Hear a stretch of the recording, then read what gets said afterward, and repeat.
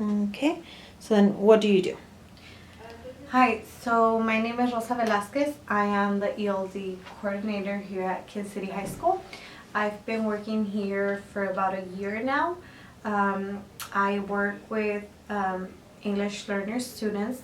I am working with ELD 1 and 2 in the mornings, just because those are the students that are coming from Mexico and their language is really low. I help them understand the material, understand the class, translate any information that they need me to translate. I try to make everything as clear as possible so that they can understand what they're doing and what the teacher is asking for. So I basically shadow the students. I observe that they are doing the correct work. They're doing the work they're supposed to be doing. Like I said, I am working with ELD 1 and 2 in the morning, and I help one of the English teachers. I also monitor those students every other month. I monitor those students that have reclassified within the last 2 years. I monitor those students that have something below a C minus. I have an example here.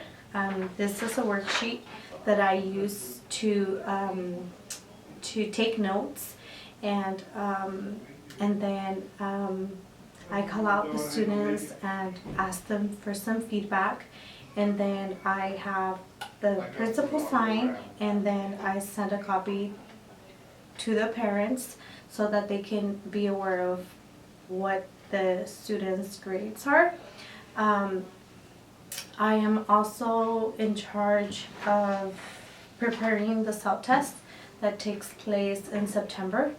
I help them pre-label the test. I make sure all teachers have their tests ready to go.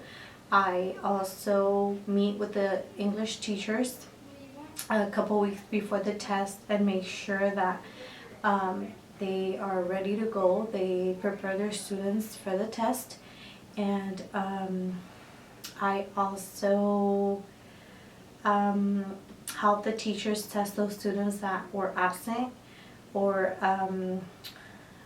need additional time to take the self-test. After that, I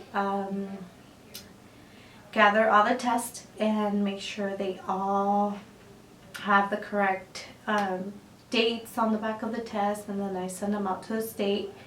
And then in mid-November, mid-September, I get the results back, and then it's when I make a decision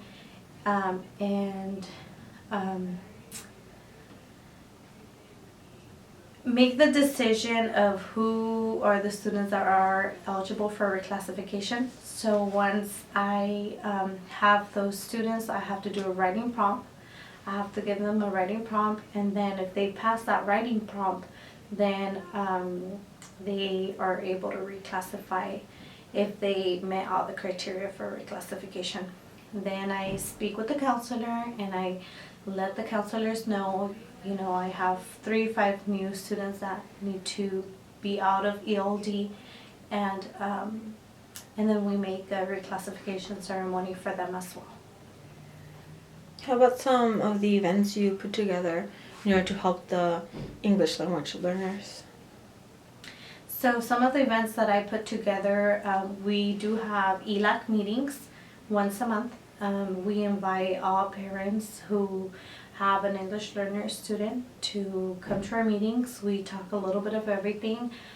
We have different topics each month. We also have like a little workshop at the end of the meeting where parents and students can benefit from. And do you provide translation for other events that are not specifically for English language learners, but any events around the school where parents come in or students come in?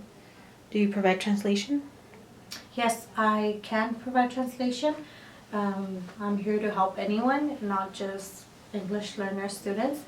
I'm here to help out the community, parents, students, teachers, anyone who needs help. I'm here to help them, and happy to do that.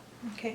How about if students were to fly under the radar, and how would someone that says, you know what, I actually do need to be classified as an EL, how would they access your services?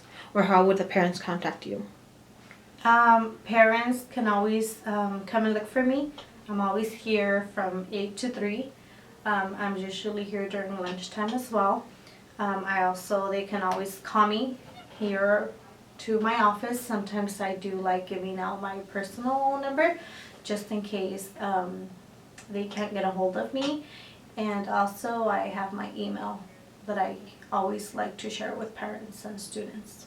And you provide all this information at the beginning of the school year? Yes, when we have our when we first have our back to school night. Okay. And I present myself as the ELD coordinator. Okay, perfect. Thank you.